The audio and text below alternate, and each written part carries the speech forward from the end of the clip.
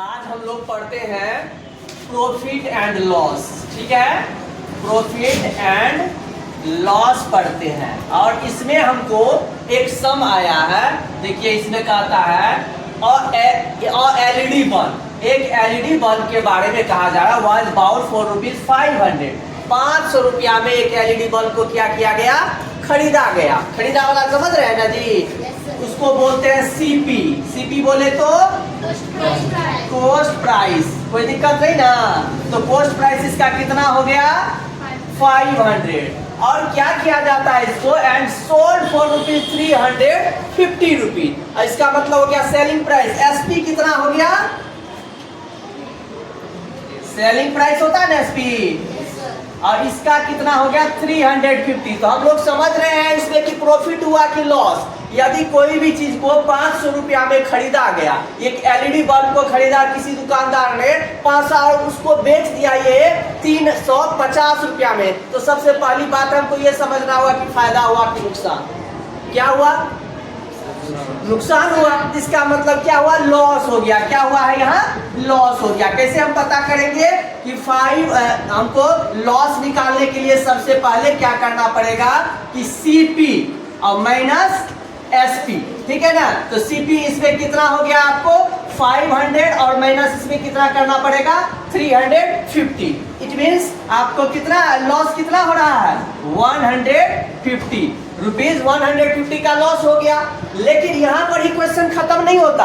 Question को गौर से देखिए। और LED bulb was bought for ₹500 and sold for ₹350। Find the loss और प्रॉफिट।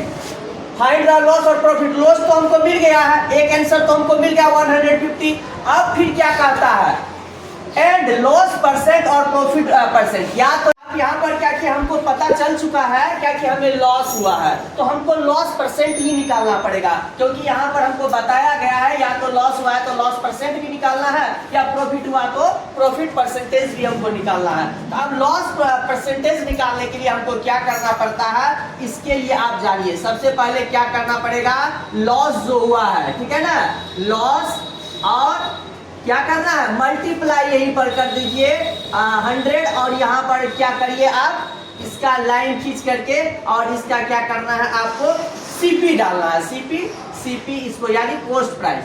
अब इसको बनाने के लिए हम क्या करेंगे, लॉस कितना हो गया था 150 मल्टीप्लाई 100 अपॉन 500।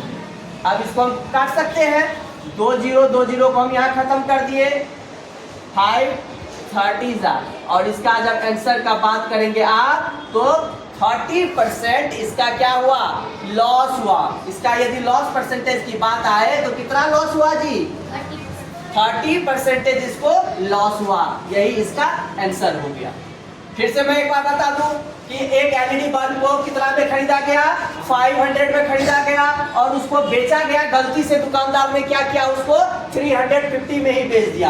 अब इसको हमको फाइंड करना है या कि लॉस हुआ कि प्रॉफिट। तो हमको ये पता चल गया कि 500 मैंने इसे खरीदा और 350 में ही बेचा, तो इसका मतलब तो ये लॉस हो गया। और लॉस निकालने के लिए आपको पता है क्या कि सीपी माइनस, जब सीपी बड़ा हो गया, सीपी ज्यादा हो गया तो इसका मतलब लॉस हो गया। यदि एसपी ज्यादा होता तो क्या होता, प्रॉफिट होता। सेलिंग प्राइस ज्यादा हो जाता तो प्रॉफिट होता।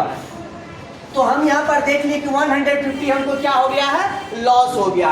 फिर क्वेश्चन यहाँ पर खत्म नहीं होता। क्वेश्चन आगे क्या कहता है, लॉस हुआ तो लॉस परसेंट बताइए, या प्रॉफिट हुआ है तो प्रॉफिट परसेंटेज बताइए। तो अब हम उसके लिए क्या करते हैं, लॉस परसेंटेज निकालने के लिए लॉस मल्टीप्लाई 100 अपॉन सीपी। ठीक है ना।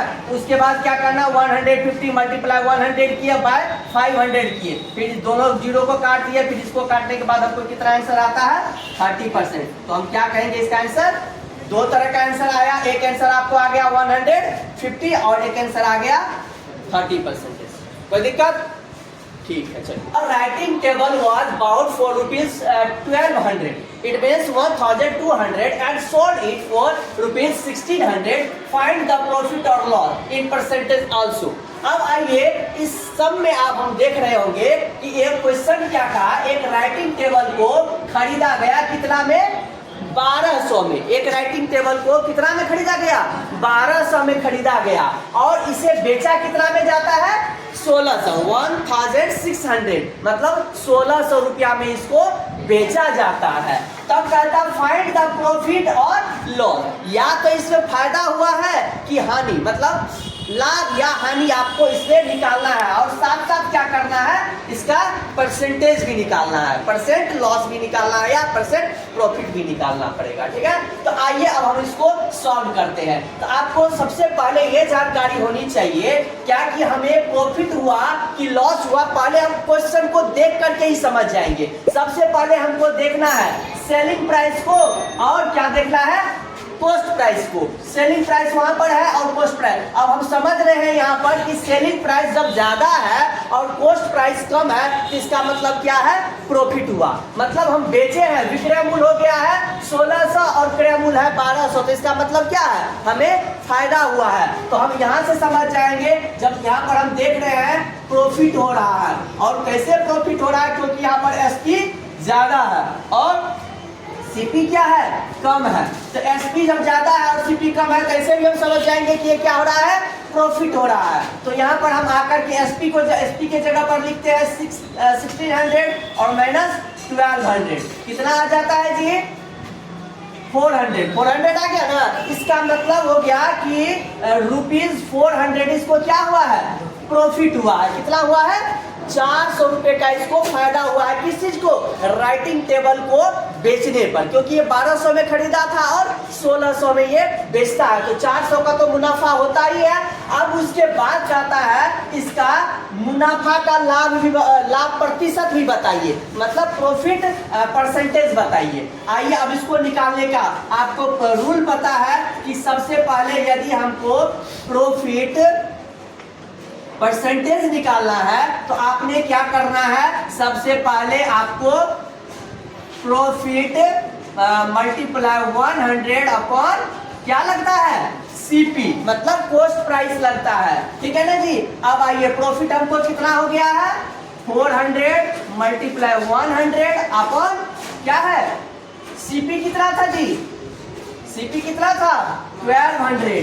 ठीक है ना, तो 1200 यहाँ से हम क्या करते हैं, इसको यहाँ काट देते हैं दोनों को, फिर यहाँ से क्या करते हैं हम, और यहाँ हो जाता है 100। अब या तो 100/3, या इसको आप तोड़ करके भी लिख सकते हैं, यही इसका परसेंटेज हो जाएगा। अब आइए इसको और हम इसको तोड़ के लिखते हैं,